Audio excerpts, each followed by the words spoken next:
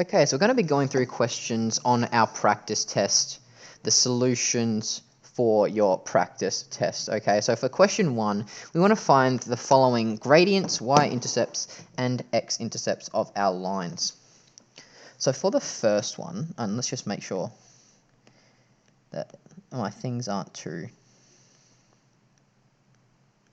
thick. Sorry. So we know, I'm just going to start talking. So we know all lines are in the form y equals mx plus c. So if I write a line in the form y equals mx plus c,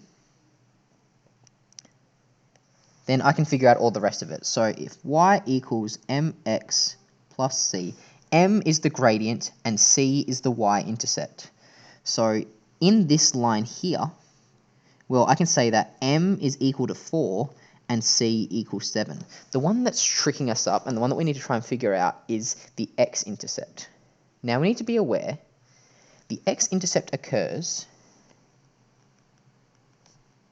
is when y is equal to 0. So I'm going to substitute in y equals 0 into that equation and figure out what x is going to be. So 0 equals 4x plus 7. I just write 0 instead of y. And now I'm going to take away 7. And so negative 7 over 4 is equal to x. And that is going to be my x-intercept. So my x-intercept equals negative 7 over 4. And that's the answer to that question there. For my next one, again, pretty much the same thing. We can easily tell our gradient, it's negative 3. We can easily tell our y-intercept, it's negative 6. But the x-intercept, again, we need to substitute in that y is equal to 0 in for our question. Sorry, not y0, not yo. Y is equal to 0.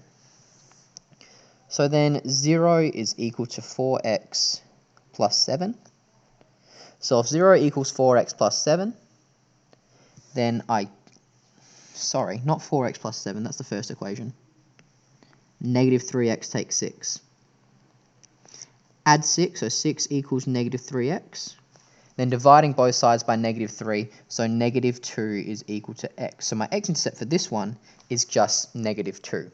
I needed to substitute in my value of y is equal to 0, because that's where the x-intercept always is. And then from there, I figure out the values I want. Y equals 4.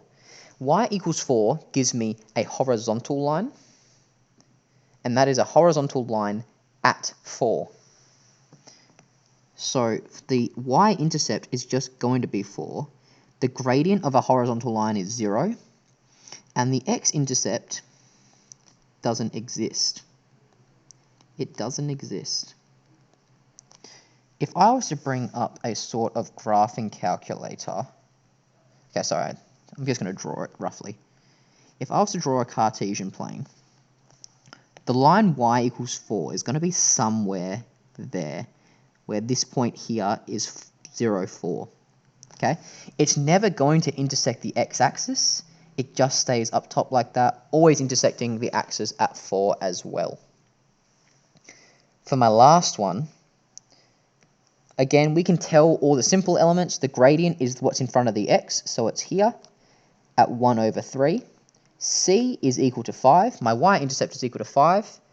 And again, I need to substitute in y equals 0 to figure out my x-intercept. So 0. If y equals 0, then 0 equals 1 over 3x plus 5. I take away 5 from both sides. And then I divide both sides by negative 3. Sorry, by 1 over 3. When I divide a number by 1 over 3, it's the same as multiplying by it. So if I'm dividing by 1 over 3, I'm actually multiplying by 3. So negative 15 is equal to x. So my x-intercept is equal to negative 15. Now for my inequality questions, we need to think about two things with each of our problems, okay? So I'm going to just color code them. So the first one's going to be green. Always draw a circle above this number here. So if x is less than 5, I draw a circle above 5. If there is a line underneath my inequality sign, which there is, I need to colour my circle in. And then it's just a matter of drawing my line and which way it's going. So if x is less than 5, it means I'm drawing my line smaller than, so I go that way. Alright, my next one. X is greater than -3, so I draw my circle above -3. Notice how there's no line underneath my inequality, so I don't have to fill in my circle. It's just an open circle. And then I draw a line from here to there. And that's that one answered. The difficulty with the next part is that there are two numbers I have to talk about. So there's the -2, so I draw a circle above -2.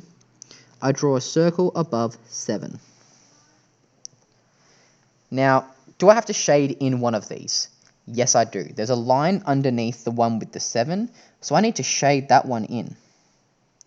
Now, this is telling me that x is greater than -2, but it's less than or equal to 7. Well, if it's greater than -2, it goes that way. If it's less than 7, it goes that way. And these lines are going to meet each other.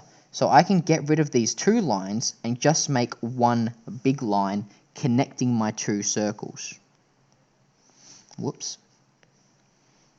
Sorry, I'll fix this in a sec. So it's a line that connects there, and then that's going to be an open circle. And then that's going to be how we do those questions. That is the first page of our practice test.